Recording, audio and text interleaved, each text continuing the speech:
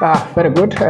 We are progressing on looking at various aspects of food and its impact in both the nutritional, medicinal, and other aspects. And normally we concentrate on African foods because we are Africans and Africa is our business. Today we want to look at food allergens in Africa. And why are we looking at food allergens in Africa? For a long time, it has been thought that Africa is not prone to allergic food reactions, but as modernization, civilizations takes root, there is quite a rise in the number of allergies. And when we talk of an allergy, what are we talking about? We are talking mainly on an adverse effect that comes from a specific food or a response that occurs repeatedly in a similar manner and in the same way upon consumption or maybe exposure to a certain food.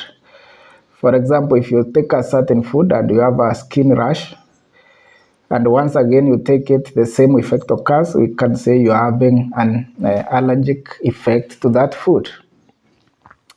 How is it diagnosed? Mainly is through history, mainly observation. If you take a certain food and you have various reactions, maybe it could be skin rash, it could be other reactions. This can inform that you are allergic to that type of food. The other kind, it could be medical, which normally we use a double-blind, placebo-controlled food challenge, which avoids all the biasness and enables identification of an allergy. So the food allergens in Africa, today we want to look at 5 of them.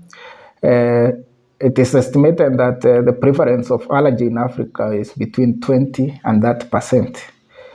And also we have quite a limited number of experts in the area of diagnosis and treatment of allergy. The 5 common ones are mainly cow's milk, particularly to the infants. We have also peanuts, which normally many people refer to as jugu. Also we have eggs or the egg white, sometimes insects, and also fish. Let's look at the cow's milk allergy. Cow's milk allergy is mainly common in Africa the same way it is in the Western world. And the main agent in milk that causes allergic reaction is either the proteins, mainly the caseins, or the whey proteins. It's very important to consider whether the infant is really having cow's milk allergy or it's another problem, since cow's milk is very nutritious and very good for infants in terms of nutrients provision and growth. The solution to this is to take other milks, particularly camel milk, which is hypoallergic. The other food that is quite allergic is the peanuts or the groundnuts. The prevalence is approximately 5%, and there are around 13 compounds in peanut that leads to allergy. So in this talk, it's difficult to enumerate all the 13 compounds. It's only for you as watching to know that there are around 13 compounds that causes allergy. The solution so far is to eliminate peanut from the diet. We don't have any solution to that. The third food that we want to look at is the egg white. Basically, when you consume egg, it has the yolk and the egg white. So egg white is also causes allergic reaction with estimated prevalence of around 2%. The major compounds that are in the egg that are responsible for this allergic reaction is these compounds called ovomucoid, overalbumin, overtransferrin, and also lysozyme.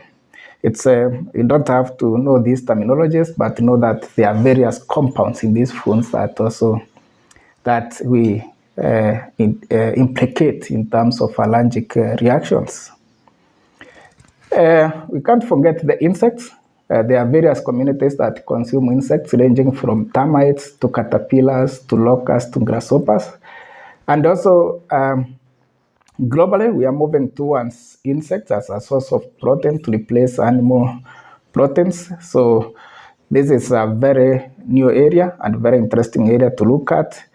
So there are various insects that have demonstrated to have allergic effects. These include silkworm, mealworm, caterpillars, sometimes locusts, and grasshoppers.